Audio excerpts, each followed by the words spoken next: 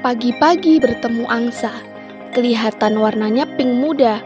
Berhitung 1, 2, 3, presentasi segera kita buka. Assalamualaikum warahmatullahi wabarakatuh. Halo, selamat pagi teman-teman semuanya. Kami di sini dari kelompok 6 dan perkenalkan nama saya Vanida Isnaini sebagai moderator sekaligus pemateri keempat. Kemudian ada rekan saya yang bernama Desi Laita Adnesia sebagai pemateri pertama.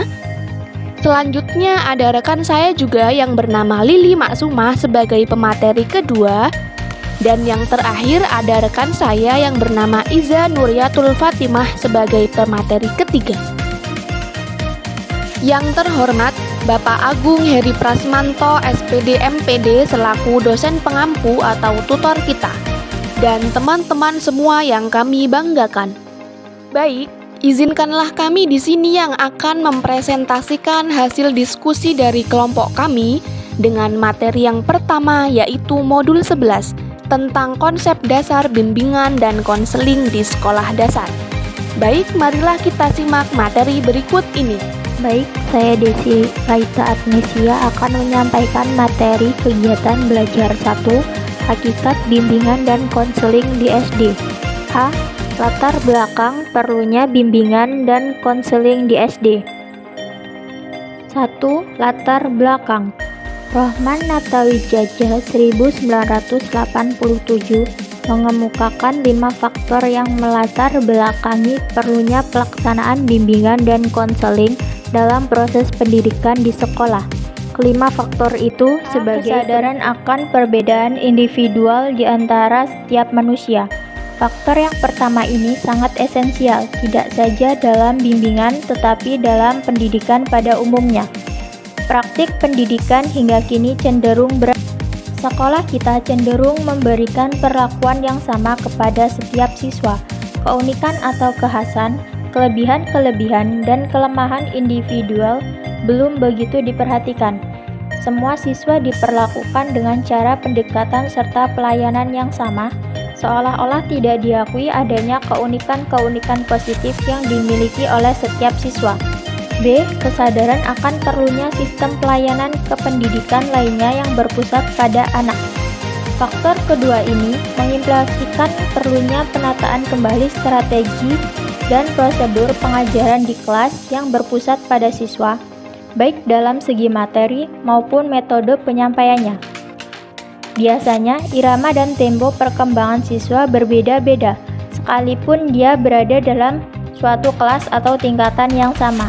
Pendidikan yang berorientasikan pada perkembangan siswa akan memperhatikan hal ini. Dengan kata lain, siswa akan diakui dan dihargai sebagai pribadi yang utuh dan bermartabat. C. Kesadaran akan perlunya penerapan konsep demokrasi dalam pendidikan secara tepat. Kehidupan demokratis adalah suatu kehidupan yang didambakan sejak lama oleh bangsa Indonesia, sebagaimana yang dicerminkan dalam cita-cita proklamasi. Sebagai contoh, dalam Undang-Undang Dasar 1945, Pasal 31 Ayat 1, dinyatakan dengan tegas bahwa setiap warga negara berhak mendapatkan pengajaran. Kenyataannya, masih cukup banyak warga negara yang tidak memperoleh pendidikan formal yang cocok dan layak, sesuai dengan karakteristik kemampuan serta kebutuhan. Kesadaran akan permasalahan yang dihadapi oleh individu dalam kehidupan masyarakat yang senantiasa berubah dan berkembang. Sebagai masyarakat berkembang, bangsa Indonesia senantiasa dihadapkan pada persoalan dan permasalahan yang serba kritis dan dilematis. Berbagai hal berubah dan berkembang begitu cepat sehingga masyarakat mengalami apa yang disebut dengan kejutan budaya. Individu menjadi asing dan bingung dengan lingkungan sosial budaya di sekitarnya. Sebelum siswa menghadapi kecenderungan seperti itu, guru harus membantu siswa untuk menjadi pembuat keputusan yang tepat, cepat, tepat sekaligus. Kelak para siswa harus mampu berpacu dengan perubahan yang terjadi dan menangkap kesempatan dan peluang yang terdapat di lingkungannya. Kesadaran akan persoalan yang dihadapi oleh individu dalam kehidupan modern. Melalui kemajuan-kemajuan ilmu pengetahuan dan teknologi yang dicapai dalam kehidupan modern saat ini, tidak hanya memberikan kemudahan-kemudahan tertentu pada umat manusia, tetapi juga sekaligus menimbulkan permasalahan yang sangat rumit, kompleks, dan dilematis. Pergerakan nilai norma yang sangat cepat, pengaruh negatif kebudayaan asing pada anak, dan ketidakkeseimbangan ekonomi masyarakat menimbulkan konflik-konflik sosial dan konflik kepentingan yang berkepanjangan. Persaingan yang semakin tajam, sehingga permasalahan demi permasalahan berkamulasi dan semakin sulit untuk dapat diselesaikan dengan baik. Pengertian.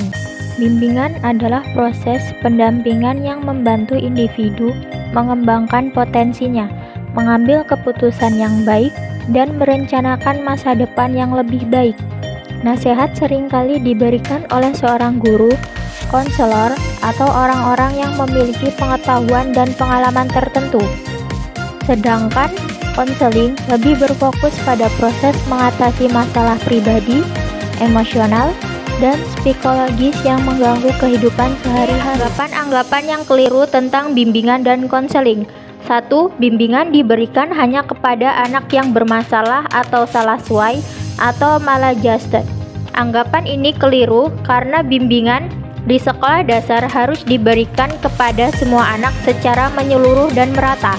Anggapan inilah yang merusak citra bimbingan pada siswa dewasa. Pada siswa, cenderung banyak yang takut bila mana dipanggil oleh guru pembimbing karena dianggapnya akan mendapatkan hukuman, teguran, catatan hitam, atau akan diinterogasi. 2. Golden Forearm. Bimbingan untuk semua anak.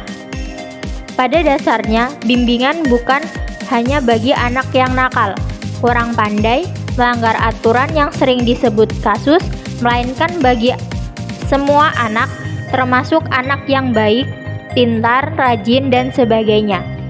Semuanya harus dibimbing agar anak itu dapat tepat atau makin baik. Jangan sampai menjadi tidak baik, agar anak itu dapat makin pintar. Jangan sampai menjadi sombong dan bodoh, agar makin rajin, jangan sampai malas. Seringkali kita melihat anak yang sesungguhnya dia itu pintar, akan tetapi karena kurang bimbingan, dengan kepintarannya itu, dia gunakan untuk menipu orang lain. Jika sekolah memprioritaskan bimbingan kepada anak yang bermasalah, maka hal ini wajar-wajar saja, akan tetapi pada waktu tertentu, anak yang lainnya perlu juga mendapatkan bimbingan. 3. Bimbingan diperuntukkan bagi siswa sekolah lanjutan.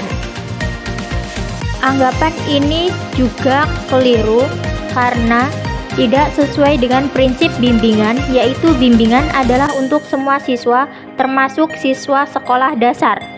Anggapan ini mungkin disebabkan karena sekolah lanjutan dihuni oleh individu yang tengah mengalami masa remaja, di mana pada masa ini banyak masalah atau kesulitan yang timbul.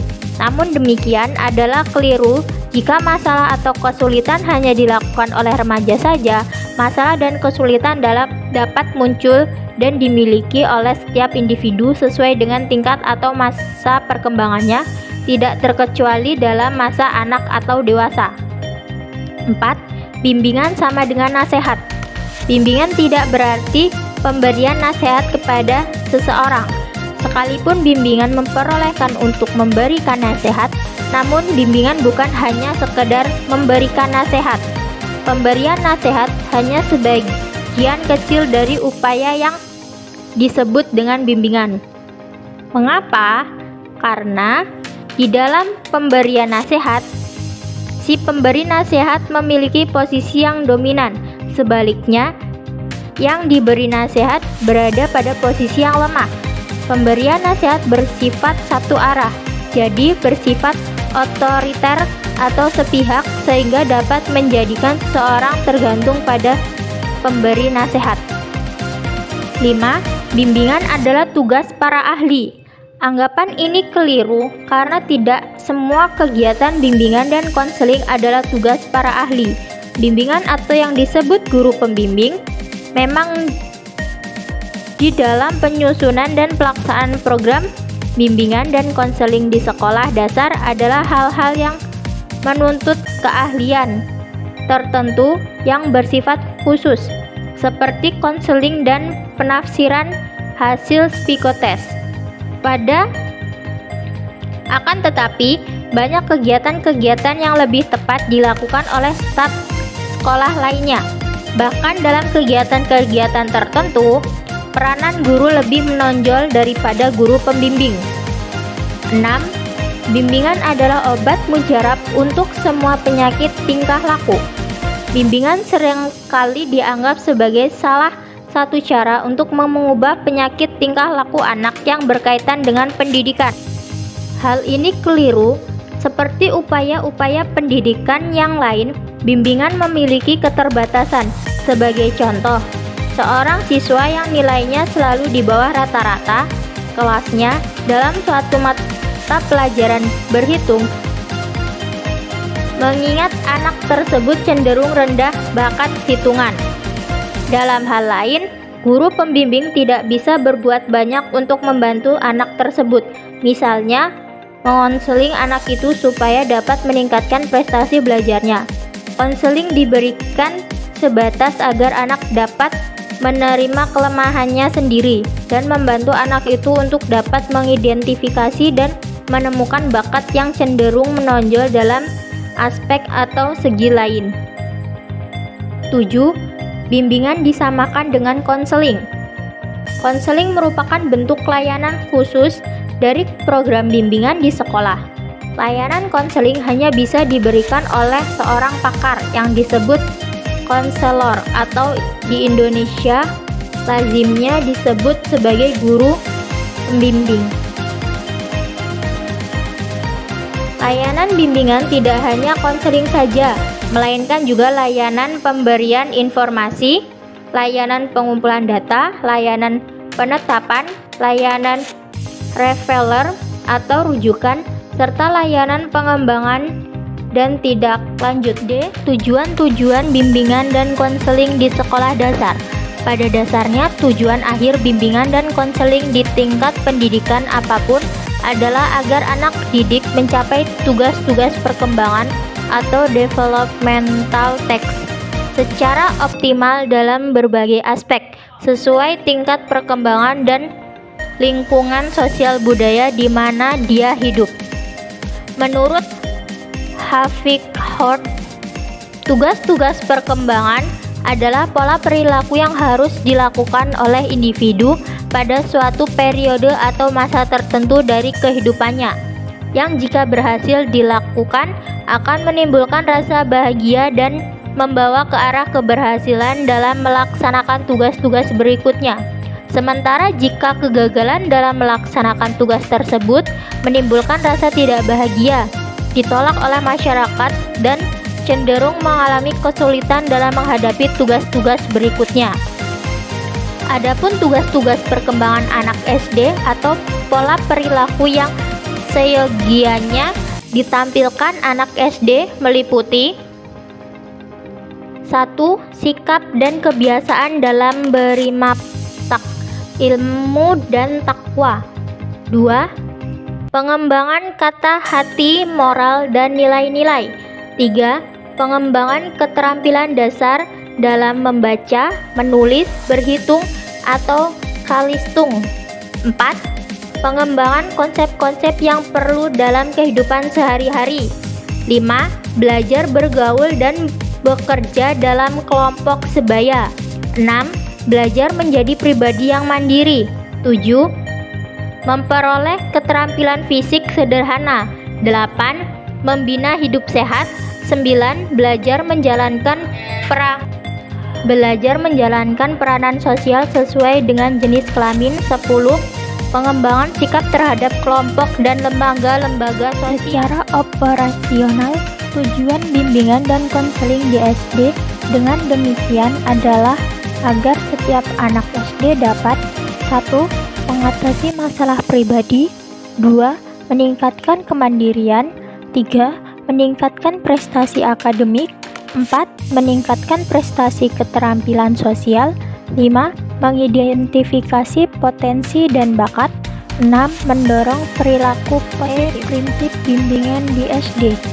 Program bimbingan didasarkan atas prinsip-prinsip perkembangan sebagai berikut.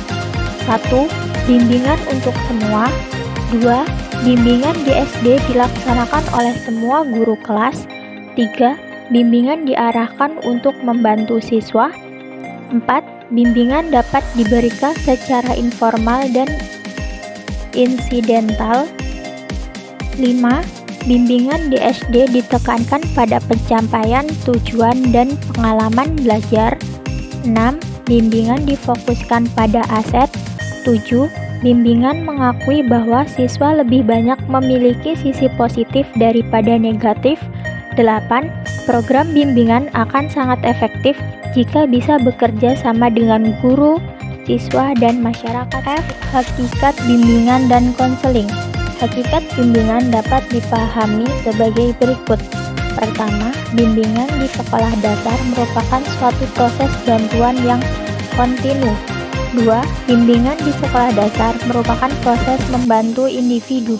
Ketiga, bimbingan di sekolah dasar diberikan atas dasar pemahaman tentang kebutuhan, masalah, dan karakteristik individual anak. Keempat, bimbingan di sekolah dasar bukan monopoli kegiatan atau profesi. Kelima, bimbingan di sekolah dasar adalah untuk semua siswa. Keenam, fungsi bimbingan di sekolah dasar bukan hanya supaya siswa dapat memecahkan masalah atau kesulitan yang dihadapi. Ketujuh, bimbingan di sekolah dasar merupakan bagian integral dari keseluruhan upaya pendidikan. Kedelapan, bimbingan di sekolah dasar menggunakan pendekatan pribadi. Belajar 2. Peran guru dalam bimbingan dan konseling di SD. A. Pentingnya bimbingan di SD. Bimbingan di sekolah dasar memegang peran yang sangat penting dalam perkembangan dan kesejahteraan siswa. Bimbingan memberikan ruang yang aman bagi siswa untuk membicarakan permasalahannya dan mencari solusi yang tepat. Siswa dapat lebih memahami dirinya dengan pilihan yang tersedia. Dengan pemahaman yang lebih baik tentang dirinya sendiri, siswa dapat meningkatkan prestasi akademiknya. Baik, itulah tadi materi yang dapat saya sampaikan. Materi selanjutnya akan disampaikan oleh rekan saya, Lili Maksuma. Saya Lili Maksuma akan melanjutkan materi selanjutnya. B. Peran guru dalam bimbingan dan konseling di SD. Program bimbingan di sekolah dasar diarahkan pada pencapaian kecerdasan siswa dalam melaksanakan seluruh tugas perkembangannya secara efektif. Bimbingan yang diberikan di kelas atau rombongan belajar siswa bukan kegiatan identitas, melainkan merupakan suatu tanggung jawab pokok dalam sebagai guru. Menurut Rohlan Natawijaya 1984, salah seorang pakar di muka di Indonesia dalam bidang bimbingan dan konseling mengemukakan peran yang harus dilaksanakan oleh guru dalam keseluruhan program bimbingan dan konseling di sekolah dasar yang dirumuskan ke dalam 10 butir pernyataan berikut. 1. Identifikasi kebutuhan, potensi, minat, bakat, dan masalah tiap anak, terutama dalam kegiatan di kelas. Yang menonjol maupun yang lemah, sifat-sifat pribadi yang khas, minat, kegemaran, positif, dan sebagainya. Implikasinya adalah para guru kelas harus mengumpulkan data anak mengenai hal-hal tersebut. Latar belakang kehidupan keluarga dan lingkungan tempat tinggal. Data tersebut semua dicatat dalam buku pribadi siswa. 2. Mengidentifikasi gejala-gejala salah suai pada diri anak dalam kegiatan di sekolah. anak SD seringkali menunjukkan gejala salah sesuai dalam kedua area, seperti mengantuk, loyo, tidak bisa menangkap pelajaran, membolos dan mengerjakan tugas, tidak bisa menulis padahal sudah kelas 3, mudah marah atau menangis, mengganggu orang lain, menarik diri dari pergaulan, dan sebagainya. 3. Memberi kemudahan bagi pertumbuhan dan perkembangan anak di lingkungan sekolah. Sesuai dengan potensi yang dimiliki, serta kesempatan dan nilai secara fair, dan memberi kebalikan kepada siswa tentang hasil pekerjaannya. Sikap dan sosial belajar yang baik melalui berbagai kegiatan latihan dan permainan tertentu, atau melalui kegiatan ekstrakurikuler, mengadakan kontak dan berbicara secara individual dengan siswa. 4. Melaksanakan bimbingan kelompok baik di dalam maupun di luar kelas.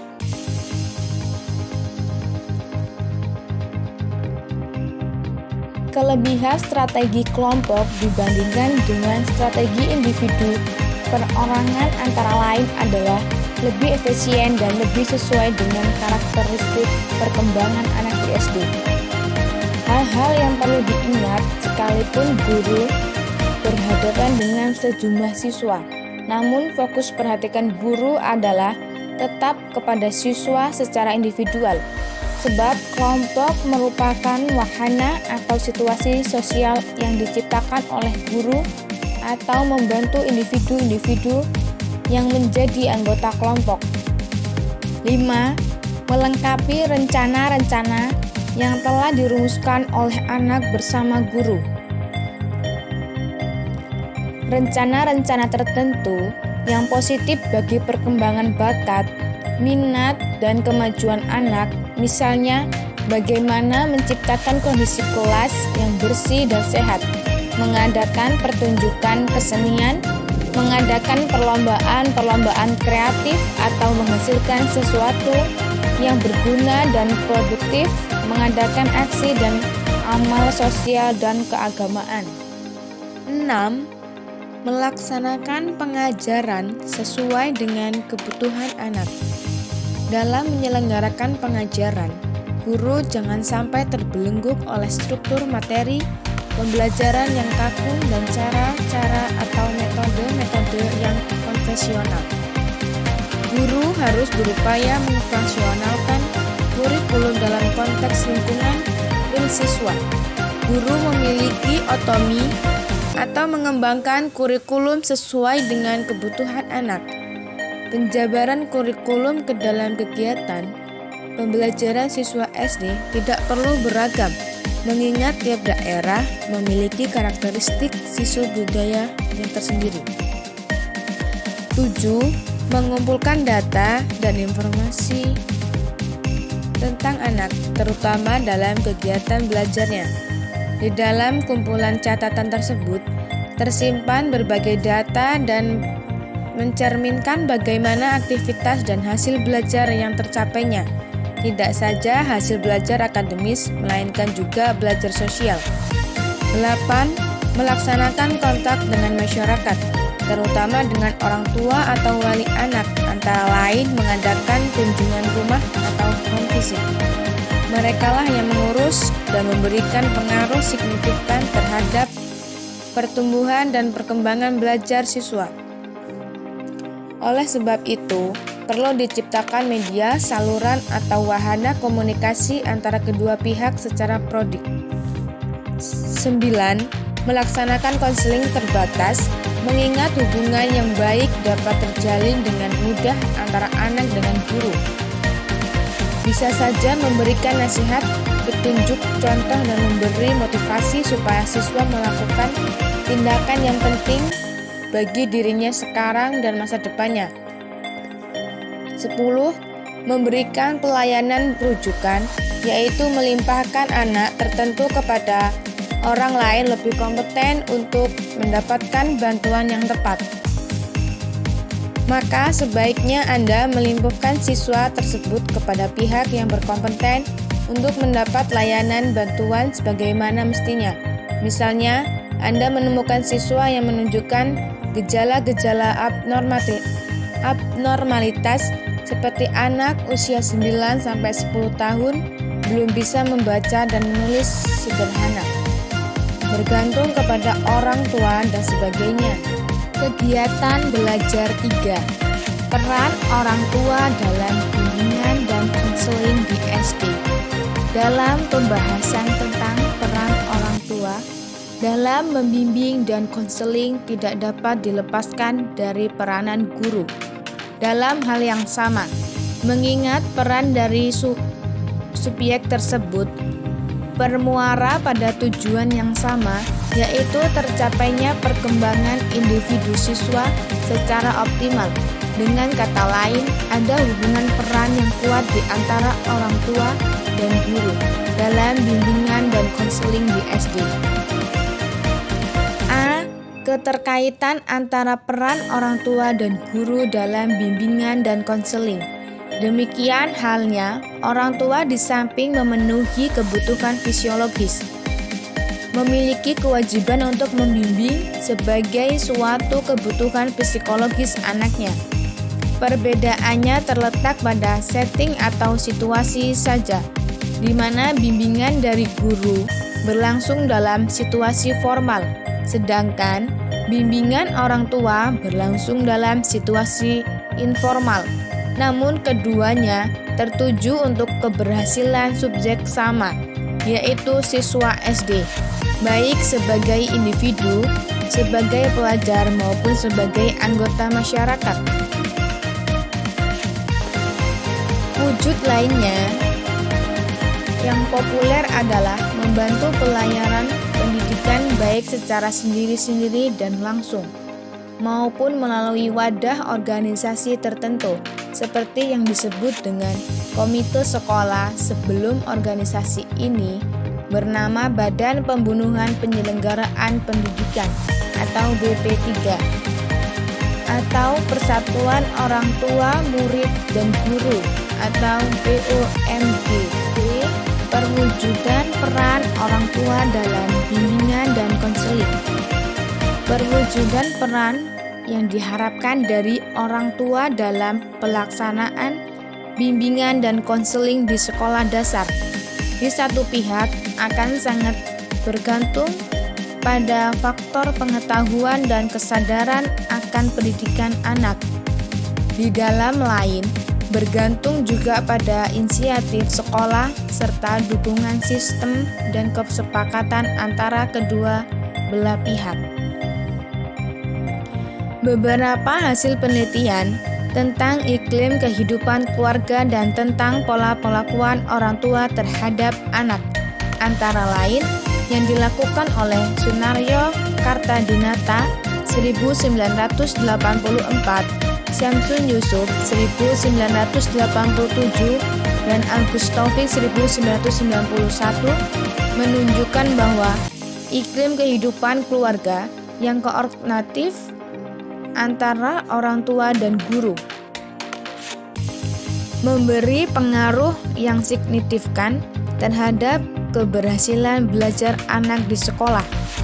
Hasil penelitian tersebut juga mendukung hasil penelitian Boy dan Englo 1978 tentang bentuk-bentuk peran yang diharapkan dilakukan oleh orang tua siswa dalam rangka pelaksanaan pendidikan sekolah pada umumnya dan bimbingan konseling pada khususnya, antara lain sebagai berikut. 1. Mengadakan konsultasi. Orang tua mengadakan konsultasi dengan guru atau orang-orang yang kompeten lainnya lebih untuk memahami anaknya dan memberi bantuan yang diperlukan demi kemajuan dan keberhasilan belajar anaknya. 2. Memberi balikan. Orang tua bertanya-tanya mengapa anaknya jarang belajar di rumah, tidak seperti anak tetangganya.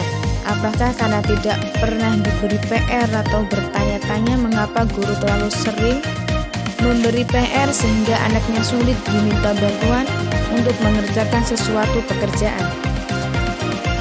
3. Menjadi sumber belajar.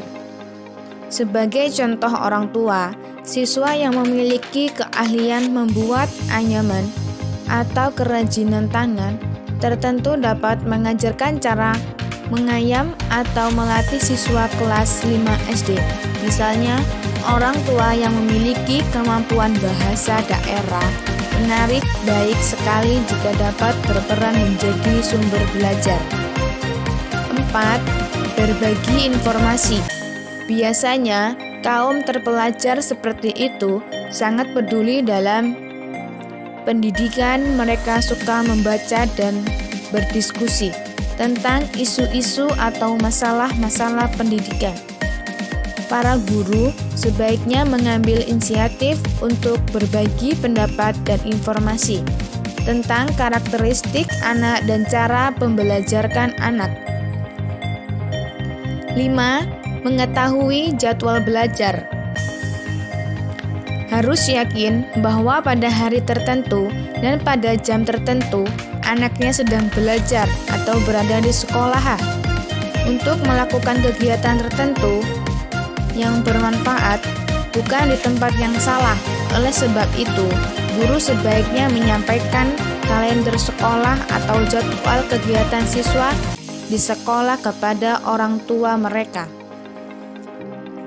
6. Mengetahui kondisi sekolah.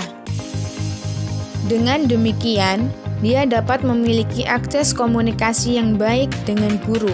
Oleh sebab itu, sebaiknya guru mengundang orang tua siswa ke sekolah dan mengadakan perkenalan secara wajar. 7. Berdialog dengan anak. Pada waktu-waktu tertentu, orang tua harus mengambil inisiatif untuk berdialog dengan anaknya, menanyakan bagaimana kegiatan belajarnya baik di sekolah maupun di rumah. Guru dapat membantu menciptakan situasi seperti ini dengan cara mengadakan kunjungan rumah atau menggunakan buku hubungan orang tua anak, guru, mendatangkan PR dan sebagainya. 8. Memberi ganjaran atau balikan kepada anak. Orang tua harus senang manakala anaknya menunjukkan keberhasilannya, dan mewajarkanlah memberi ganjaran yang sesuai dengan kemampuan yang dimiliki. Orang tua juga tidak boleh mencerca anaknya manakala menunjukkan kegagalan atau kecewaan. Sebaiknya dia berdiskusi dengan anaknya mencari apa yang dapat dilakukan selanjutnya. 9. Memberi bantuan atau dukungan yang dibutuhkan oleh anak. Orang tua sebaiknya memberi bantuan dan atau dukungan yang diperlukan oleh anak. Akan tetapi, jangan sekali-kali mengambil alih masalah anak. Misalnya, orang tua secara langsung memecahkan masalah atau kesulitan yang dihadapi oleh anaknya, sehingga anaknya tidak dapat berbuat apa-apa atau tahu beres. 10. Mengembangkan kebiasaan belajar yang baik. Kebiasaan yang terbentuk pada masa sekolah ini akan menentukan kepribadian atau karakternya di masa depan. Demikian halnya yang dalam hal belajar. Jika kebiasaan belajarnya baik pada 11, berupaya memenuhi perlengkapan belajar. Orang tua harus berupaya sekuat tenaga untuk memenuhi perlengkapan belajar yang diperlukan oleh anak.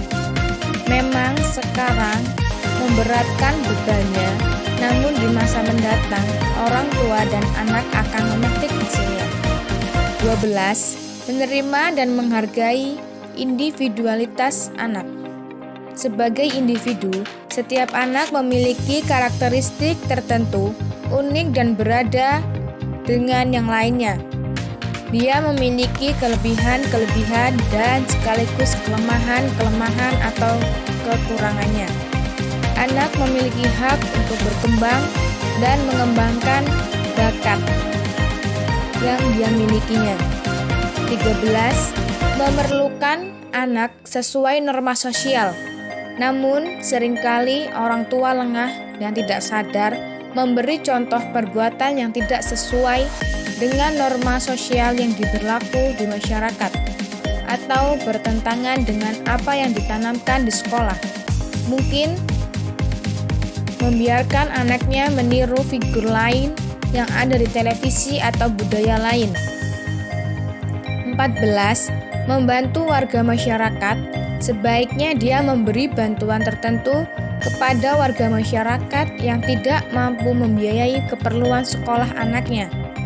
Sedemikian rupa, supaya mau membantu orang yang tidak mampu memenuhi keperluan sekolah anaknya, maka peran orang tua siswa tersebut sekaligus mengimplikasikan sebagaimana seharusnya para guru melaksanakan perannya dalam membimbing dan konseling kepada siswa SD.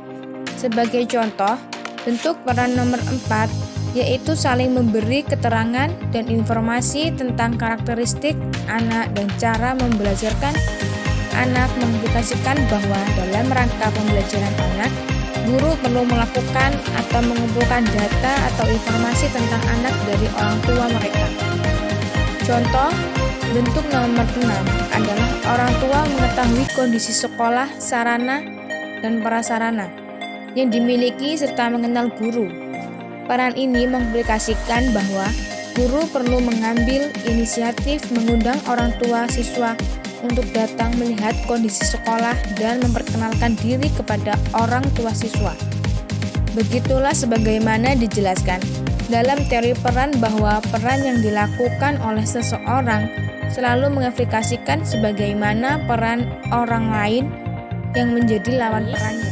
Di sini saya Iza Nuriatul Fatimah akan melanjutkan materi dari pemateri sebelumnya, yaitu modul 12, prosedur pengelolaan program bimbingan dan konseling kegiatan belajar 1, jenis-jenis perangkat bimbingan dan konseling di SD. A. Perangkat pengumpulan data.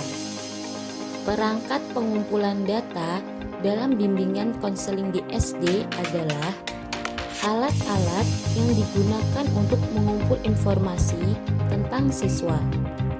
Berikut beberapa perangkat yang perlu disediakan agar program bimbingan dan konseling terlaksana secara efektif. Yang pertama, ada perangkat pengumpulan data. Yang kedua, ada perangkat penyimpanan data. Ada perangkat informasi dan ada juga perangkat teknis administrasi. Perangkat pengumpulan data itu seperti format-format observasi, pedoman wawancara, catatan anekdot, dan angket atau daftar isian. Dan yang kedua, ada perangkat penyimpanan data. Perangkat penyimpanan data itu seperti buku pribadi dan map siswa. Ketiga, ada perangkat informasi. Perangkat informasi itu seperti buku informasi atau paket bimbingan pribadi, belajar, pendidikan, dan karir. Dan yang terakhir, ada perangkat teknis administrasi. Perangkat teknis administrasi itu seperti buku catatan kegiatan bimbingan dan konseling, belangko surat panggilan orang tua, dan kunjungan rumah. Pedoman observasi. Pedoman observasi itu merupakan alat yang digunakan oleh peneliti atau guru untuk mengumpulkan data melalui proses pemeriksaan dokumen yang sistematis dan akurat. Pedoman ini menjadi pedoman oleh para peneliti atau guru untuk mengumpulkan data secara terstruktur agar hasil lebih akurat lagi. Pedoman observasi itu juga merupakan pedoman tertulis bagi pengamat atau guru yang berisikan rumusan tentang hal-hal berikut. Yang pertama ada tujuan, sasaran, dan fokus observasi. Yang kedua ada pengamatan, waktu dan tempat pelaksanaan observasi. Dan yang ketiga ada cara atau prosedur observasi serta catatan dan pengolahan. Pengumpulan data dengan observasi dapat dilakukan dengan catatan anekdot, daftar cek, dan juga skala penilaian. Catatan anekdot adalah catatan yang mendokumentasikan perilaku atau kinerja anak yang disertai dengan konteks kejadian dan hasil analisis observasi yang dilakukan. Tujuan dari catatan anekdot ini adalah untuk mengetahui perkembangan anak pada indikator yang belum tercantum ke dalam rencana kinerja harian atau RPPH. Contoh dari catatan anekdot itu bisa dilihat di halaman 12.7 dan halaman 12.8. Sedangkan daftar cek atau sering disebut juga checklist adalah daftar yang mengidentifikasi sejumlah aspek atau masalah tertentu yang sedang menjadi kepedulian pengamat. Dengan daftar cek ini, pengamat akan dapat mencatat aspek yang relevan dengan masalah yang sedang pusat perhatikan. Dan skala penelitian adalah alat pengumpul data yang dipergunakan dalam observasi untuk menjelaskan, menggolongkan, dan menilai individu atau siwas.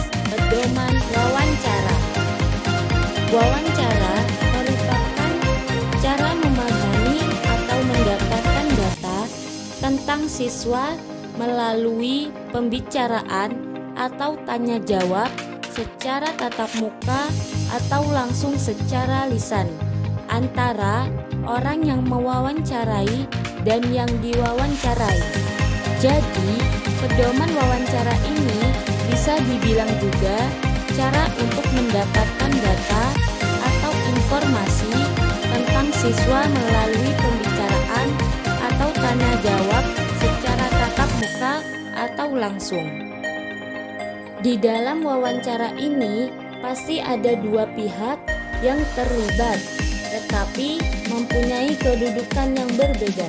Yang satu sebagai pihak yang mencari data atau keterangan, sedangkan pihak kedua sebagai sumber informasinya.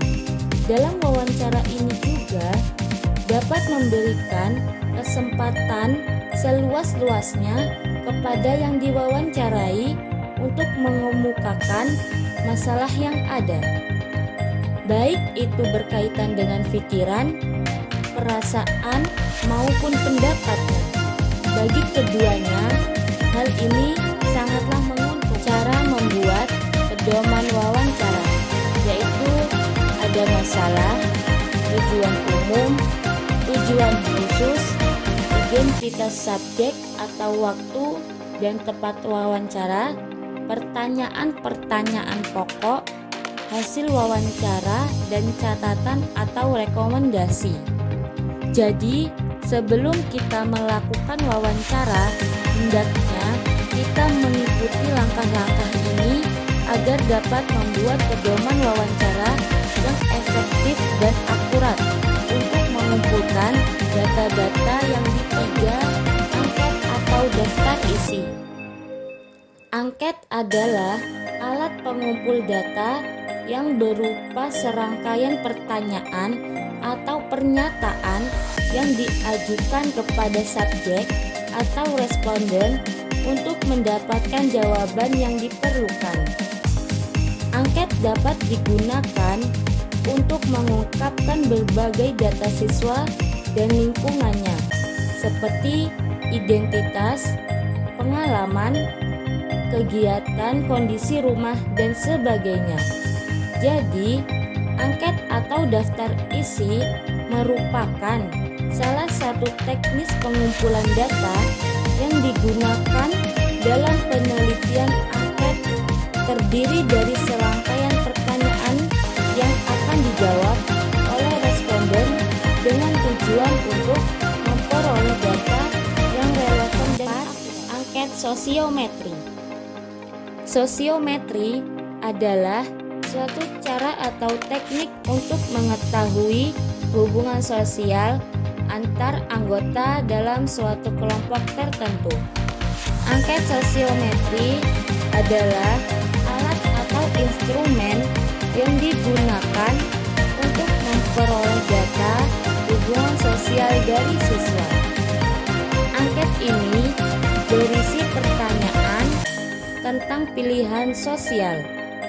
Dari hasil olahan pertanyaan tersebut dapat digambarkan sedemikian rupa hingga memberi penjelasan yang baik tentang bagaimana hubungan sosial antara siswa di kelas. Gambaran hubungan sosial antar anggota dalam suatu kelompok disebut sosiogram. Jadi, angket sosiometri ini merupakan alat pengumpulan data yang digunakan untuk mengetahui hubungan sosial antar teman di kelas, dan data yang telah dikumpulkan melalui angket ini digunakan untuk mengetahui popularitas seseorang dalam kelompok, status sosial, dan dinamika kelompok, serta untuk memperbaiki hubungan sosial antar individu. Perangkat penyimpanan data. Perangkat penyimpanan data siswa ini guna untuk menyimpan data yang lengkap dan tepat tentang siswa. Data-data siswa yang dihimpun antara lain ada data tentang kondisi fisik, kondisi keluarga dan lingkungannya, prestasi belajar, dan prestasi-prestasi lainnya. Jadi, perangkat penyimpanan data siswa adalah media yang digunakan untuk menyimpan berbagai macam data seperti dokumen-dokumen siswa. Perangkat ini juga berfungsi sebagai tempat penyimpanan sementara dan permanen untuk data-data yang diperoleh atau yang diperlukan. Data ini bukan saja berguna untuk para guru, melainkan dapat digunakan juga oleh pihak-pihak lain seperti orang tua siswa dan pihak-pihak lain yang diberi rujukan. Data yang sudah diperoleh itu selanjutnya harus disimpan dan diamankan di dalam satu perangkat penyimpanan data. Perangkat informasi. Perangkat informasi dalam hal ini merujuk kepada media, alat atau perlengkapan yang diperlukan untuk memberikan informasi kepada siswa. Informasi itu meliputi informasi yang menghubungkan tentang pendidikan dan lanjutan studi, kegiatan dan cara belajar yang baik, kursus, pekerjaan dan karir, pengembangan pribadi dan sosial. Jadi, perangkat informasi itu adalah media atau alat yang digunakan untuk memberi informasi kepada para siswa. Jadi, kita sebagai calon guru nanti, kita harus mengembangkan media atau alat bantu informasi yang tepat dan menarik. Media yang biasa digunakan di sekolah itu seperti papan informasi dan juga brosur. Dalam media tersebut, kita dapat memberikan informasi-informasi kepada para siswa. Perangkat teknis administrasi. Perangkat teknis administrasi adalah perangkat yang berfokus kepada penggunaan teknologi informasi dan sistem untuk mendukung kegiatan. Dalam pengolahan administrasi, perangkat teknis ini membantu dalam mengumpulkan, mengelola, dan mengirim data dan dokumen dengan lebih efisien dan efektif. Perangkat ini berkenaan dengan belangko-belangko tertentu, buku catatan kegiatan bimbingan harian, program bimbingan dan konseling, beserta agenda dan format-format kegiatan belajar 2. Perencanaan bimbingan dan konseling. A. Arti penting perencanaan dan program bimbingan. Perencanaan program bimbingan di SD dapat diartikan sebagai upaya para personal terkait di sekolah, guru pembimbing jika ada, dan guru kelas dalam mempersiapkan segala hal yang diperlukan untuk kepentingan pelaksanaan program bimbingan di SD. Hal-hal yang diperlukan tersebut bisa mencangkup rencana kegiatan yang akan dilaksanakan beserta indikator keberhasilannya, penyediaan berbagai perangkat yang diperlukan, perkiraan biaya, dan perlengkapan bimbingan. Perencanaan itu sendiri sebagai suatu upaya untuk mempersiapkan suatu kegiatan agar kegiatan tersebut dapat dilaksanakan secara efektif dan efisien. Fungsi dan kegunaan perencanaan bagi keberhasilan program bimbingan dapat dikemukakan beberapa alasan yang melandasi perlunya program bimbingan dipersiapkan secara terencana, yaitu program bimbingan harus selaras dengan program sekolah secara keseluruhan. Perencanaan dapat memfasilitasi pelaksanaan program bimbingan di sekolah. Perencanaan akan mempermudah pembagian tugas di antara personal sekolah. Perencanaan memungkinkan terlaksananya kegiatan secara menyeluruh, dan keuntungan-keuntungan di atas memungkinkan program bimbingan dapat dilaksanakan secara lebih efektif dan efisien. Hal-hal yang perlu diperhatikan dalam perencanaan program bimbingan. Pengembangan program bimbingan pada suatu lembaga pendidikan sangat tergantung pada setting dan kondisi lembaga pendidikan yang bersangkutan. 1. Tujuan pendidikan dan karakteristik SD. Tujuan pendidikan di SD adalah memberikan bekal kemampuan dasar, baca, tulis, hitung pengetahuan, dan keterampilan dasar yang bermanfaat bagi siswa sesuai dengan tingkat perkembangannya, serta mempersiapkan mereka untuk mengikuti pendidikan SLCP atau menuju jenjang selanjutnya. Tujuan pendidikan inilah yang seharusnya menjadi landasan pelaksanaan bimbingan di SD.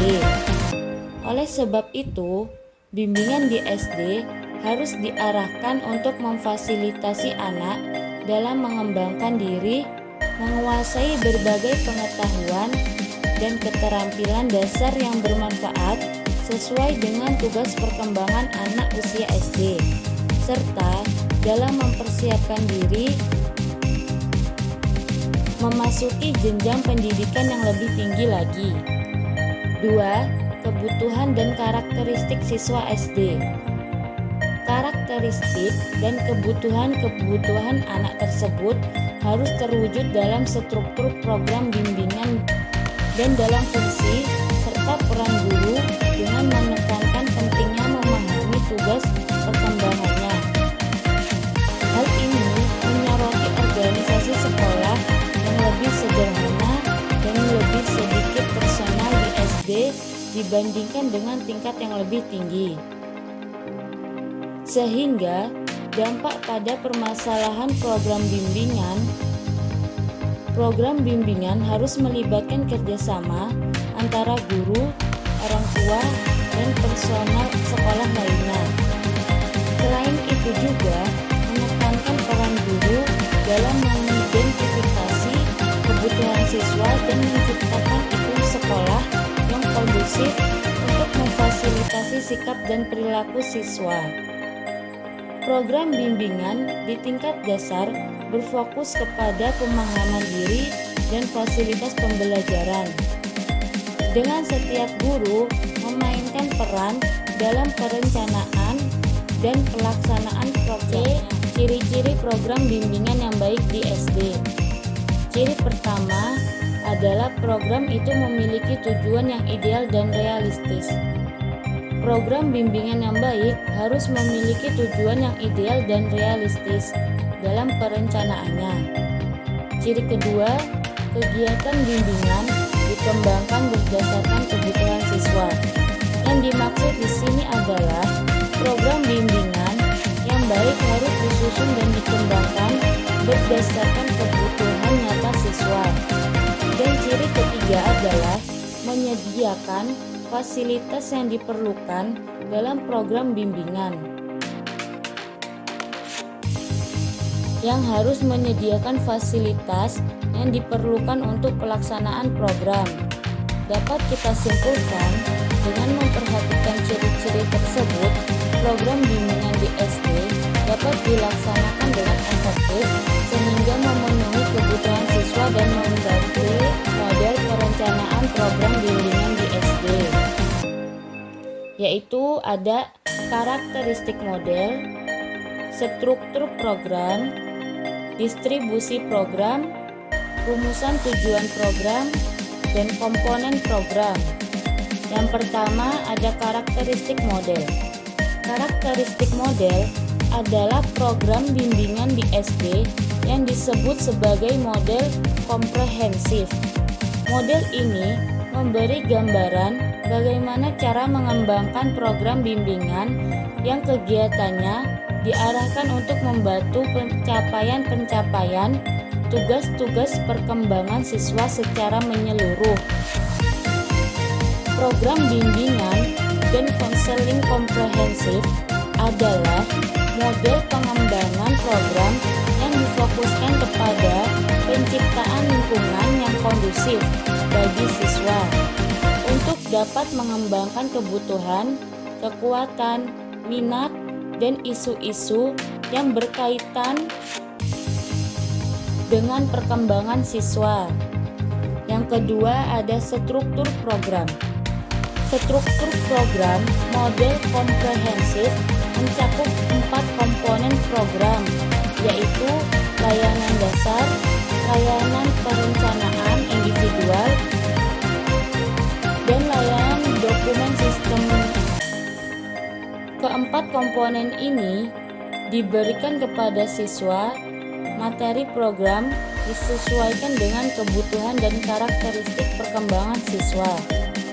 Dan keempat aspek tersebut harus direncanakan secara seimbang agar memberi arah yang jelas dengan seberapa besar sumber untuk setiap komponen. Ketiga, distribusi program. Dalam distribusi program ini mengacu pada strategi penyebaran program bimbingan yang disusun untuk mencapai tujuan bimbingan. Untuk siswa sekolah, distribusi ketiga aspek layanan tersebut adalah layanan dasar sekitar 50%, layanan responsif sekitar 25%, dan layanan perencanaan individual sekitar 25%. Dengan demikian, pendistribusian program dalam model perencanaan program bimbingan di SD meliputi strategi-strategi yang memungkinkan program bimbingan disusun dan diterapkan secara efektif untuk mencapai tujuan bimbingan dan konseling. Yang keempat, ada rumusan tujuan program. Rumusan tujuan berarti proses pengembangan tujuan yang spesifik dan terarah untuk program pembelajaran. Tujuan ini harus berpusat kepada siswa dan harus sesuai dengan strategi kompetensi dasar yang harus dicapai oleh siswa. Rumusan tujuan ini meliputi tujuan evaluasi yang harus dicapai dalam program semester serta tujuan yang harus dicapai dalam proses pembelajaran. Dan juga sebagai acuan untuk mengembangkan materi, strategi, dan evaluasi yang sesuai untuk mencapai tujuan tersebut. Dan yang kelima, ada komponen program. Struktur program mencakup 4 komponen, yaitu layanan dasar, layanan responsif, layanan perencanaan individual, dan layanan pendukung untuk memenuhi program dasar BK. Keseimbangan yang proporsional antar komponen program harus ditetapkan untuk memberi arah pada alokasi sumber-sumber yang diperlukan bagi setiap komponen. Layanan dasar. Sasaran dari layanan dasar adalah membantu seluruh siswa mengembangkan berbagai keterampilan dasar hidup. Sedangkan layanan responsif adalah untuk memberi bantuan segera kepada siswa yang memiliki kesulitan tertentu. Itu bisa berhubungan dengan masalah pribadi maupun masalah yang lainnya. Lalu, layanan perencanaan individu adalah membantu semua siswa dalam merencanakan, memonitor, dan mengelola pendidikan, karir, dan peningkatan dirinya.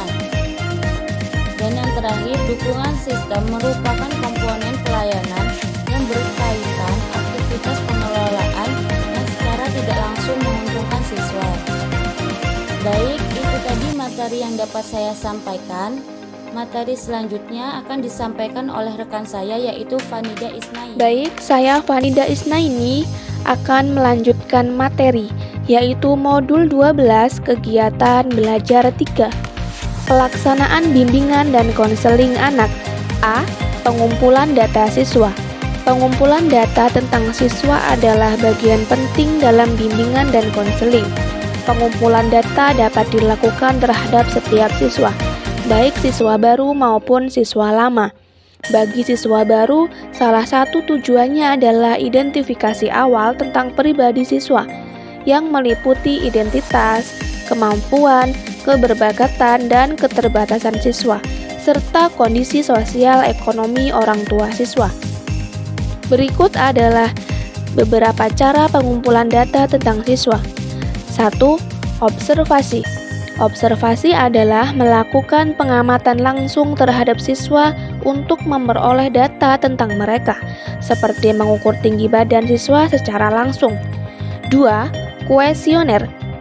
Kuesioner dapat dilakukan menggunakan pertanyaan tertulis untuk memperoleh data dari siswa, dari orang tua, dan dari guru, seperti menanyakan berat badan dalam satu kelas. 3. Wawancara. Membuat wawancara dengan siswa dan guru kelas untuk mendapatkan informasi tentang mereka. B. Layanan orientasi dan pemberian informasi. Menurut Ahman 1999, pengalaman memasuki sekolah merupakan pengalaman pertama sekolah yang sesungguhnya. Kesan pertama sangat penting karena akan mendasari sikap siswa selanjutnya terhadap sekolah. Layanan orientasi dan pemberian informasi pada awal memasuki sekolah merupakan kegiatan yang strategis.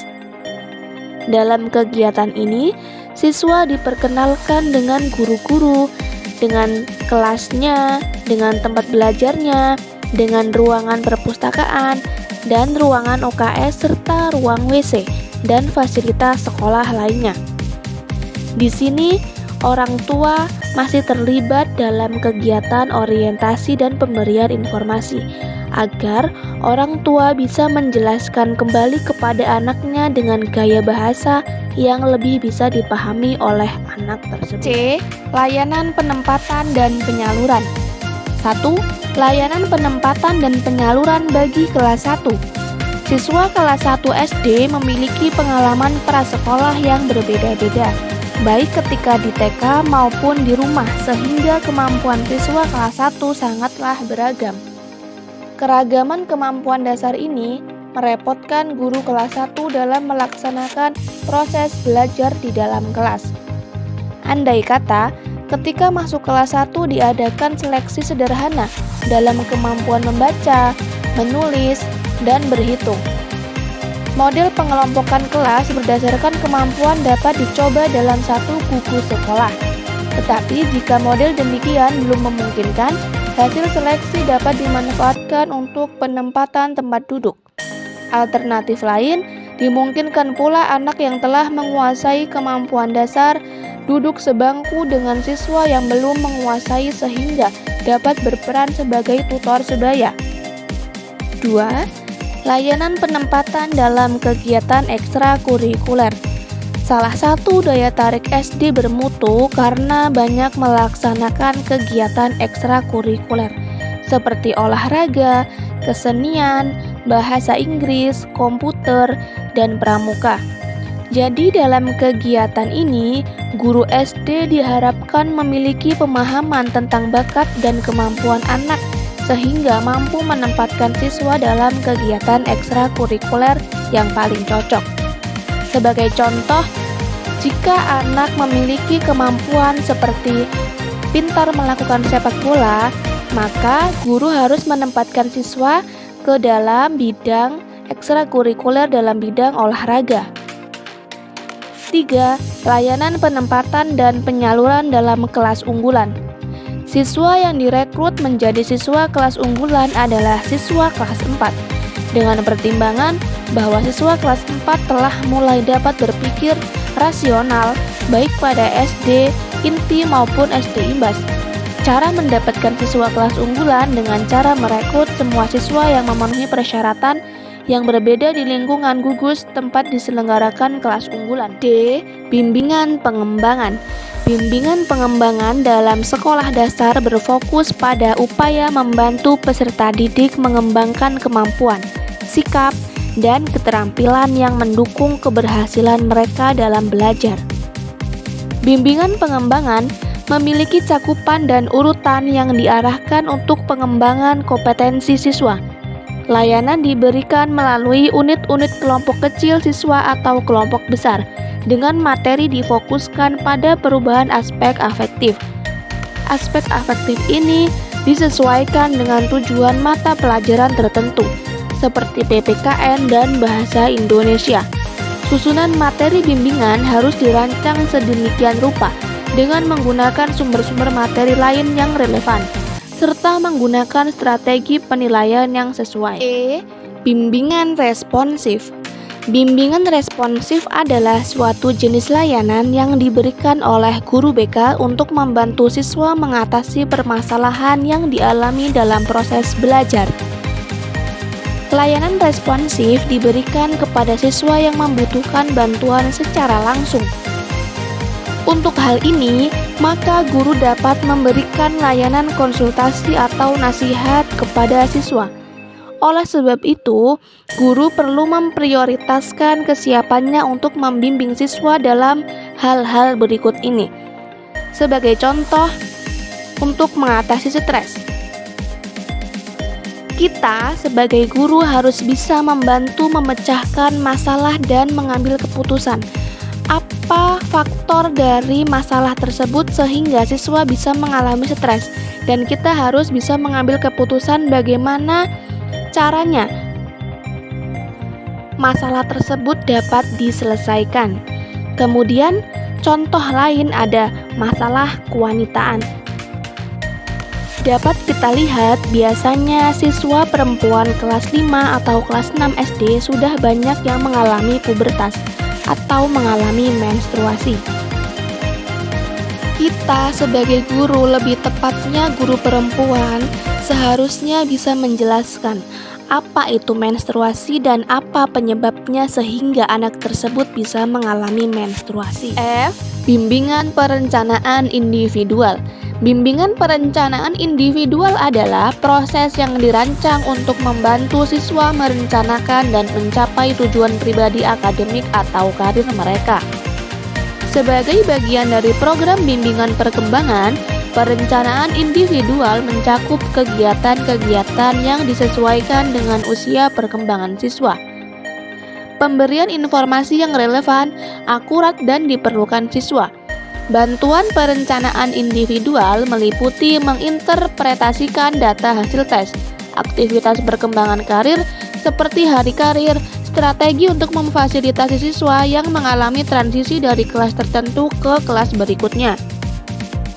Dalam hal ini, guru harus banyak berkonsultasi dengan berbagai pihak yang dapat memberi bantuan kepada siswa dan atau kepada kepala sekolah secara keseluruhan.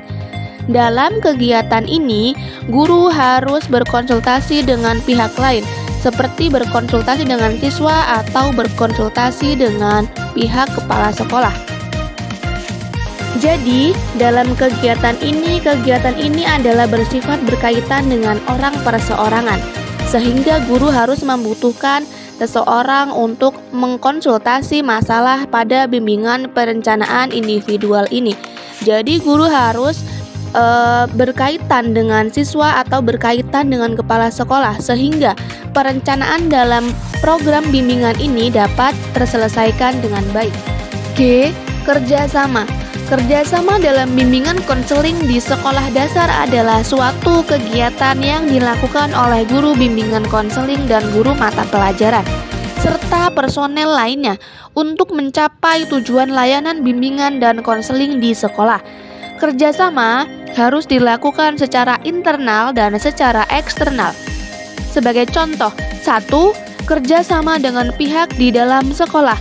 Kerjasama dengan pihak di dalam sekolah antara lain dengan guru mata pelajaran, dengan guru kesenian, serta tenaga administrasi sekolah.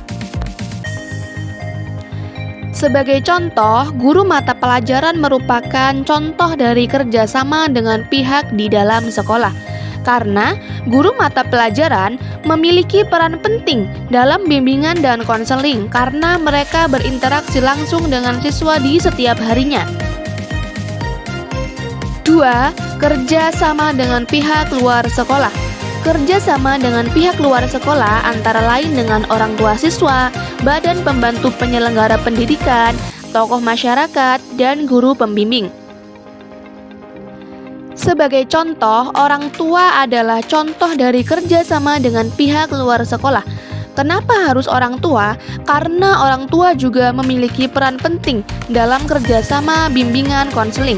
Mereka dapat diundang sebagai anggota komite sekolah dan berpartisipasi dalam proses komunikasi timbal balik tentang program bimbingan konseling dan perkembangan siswa.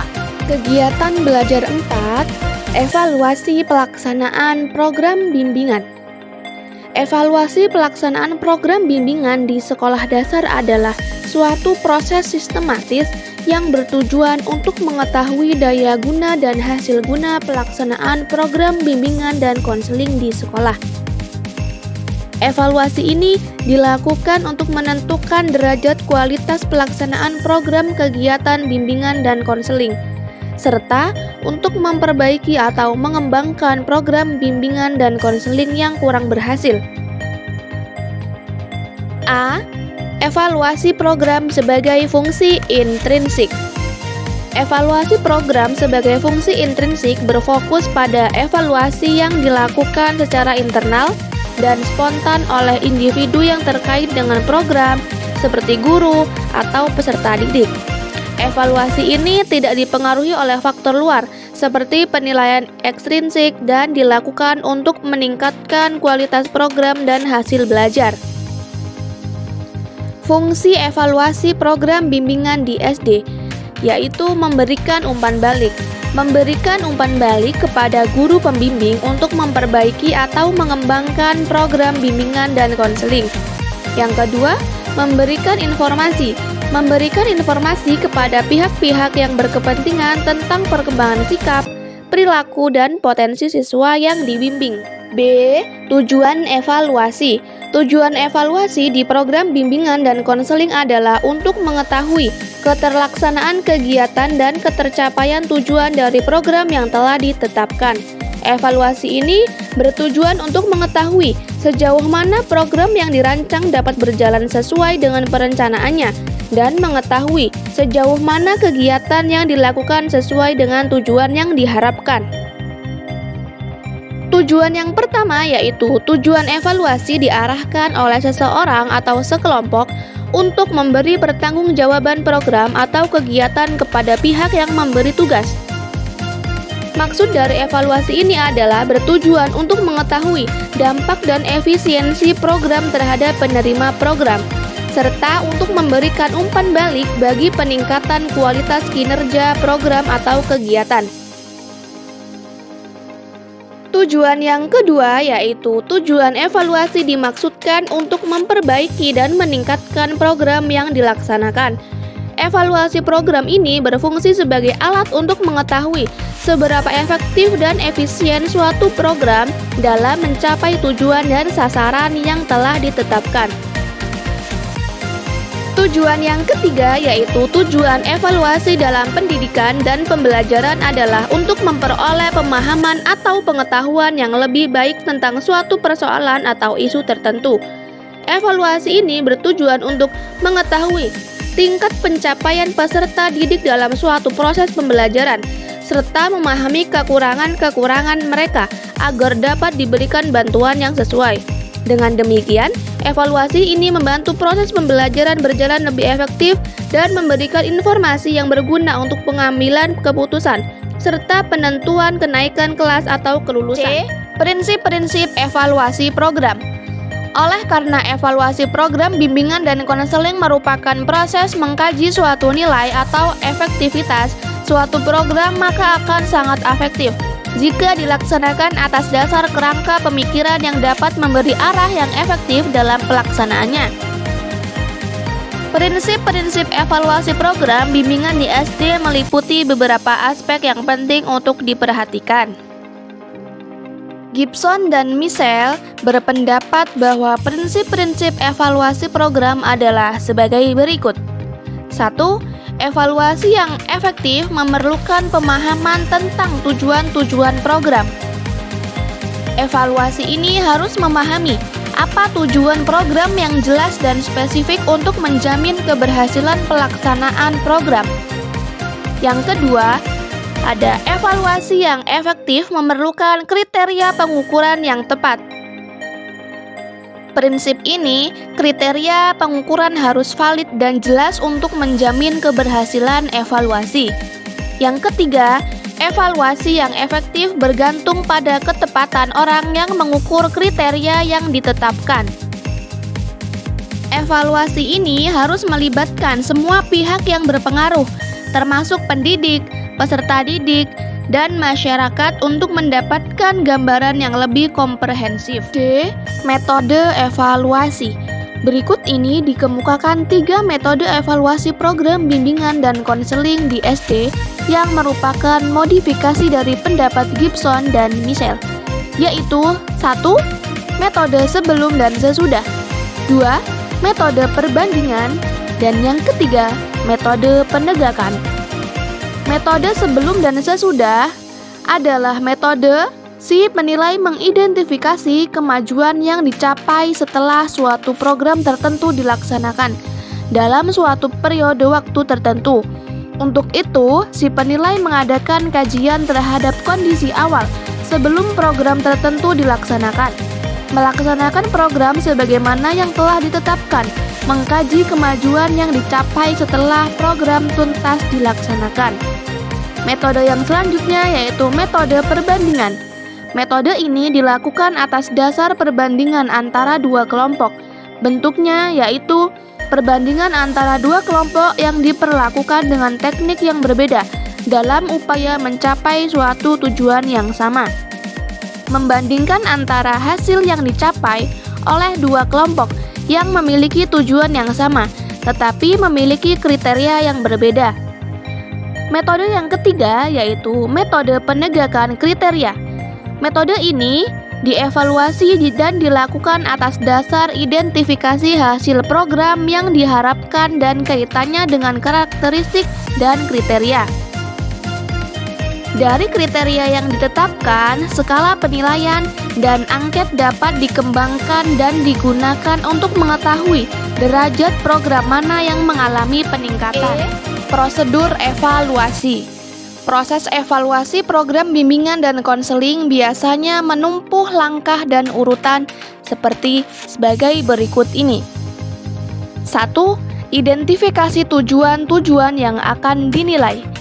Tahap pertama ini adalah menetapkan parameter atau ukuran batas-batas yang akan dievaluasi. Evaluasi dapat difokuskan pada seluruh program atau hanya satu atau beberapa tujuan tertentu saja. Tujuan program ini harus dirumuskan secara jelas, tegas, dan dapat diukur. Yang kedua, mengembangkan rencana kegiatan evaluasi. Bila mana suatu rumusan tujuan evaluasi telah diidentifikasi, maka harus diikuti dengan identifikasi dan validasi kriteria pengukuran kemajuan program dalam upaya mencapai tujuan itu. Rencana kegiatan evaluasi ini harus menetapkan spesifikasi data yang harus dikumpulkan, bagaimana data itu dikumpulkan, kapan dan siapa yang mengumpulkan data. Yang ketiga, melaksanakan rencana. Setelah rencana evaluasi didesain dengan baik, maka ketetapan selanjutnya akan sangat bergantung pada cara melaksanaannya. Sekali lagi, perlu ditekankan bahwa penilai haruslah orang yang kompeten dalam evaluasi dan bimbingan dan konseling agar dia dapat melakukan kegiatan yang tepat.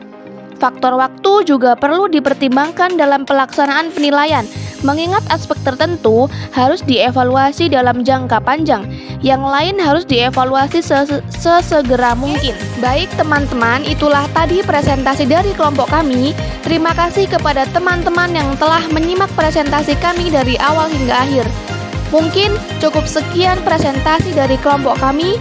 Kami akhiri. Wassalamualaikum warahmatullahi wabarakatuh.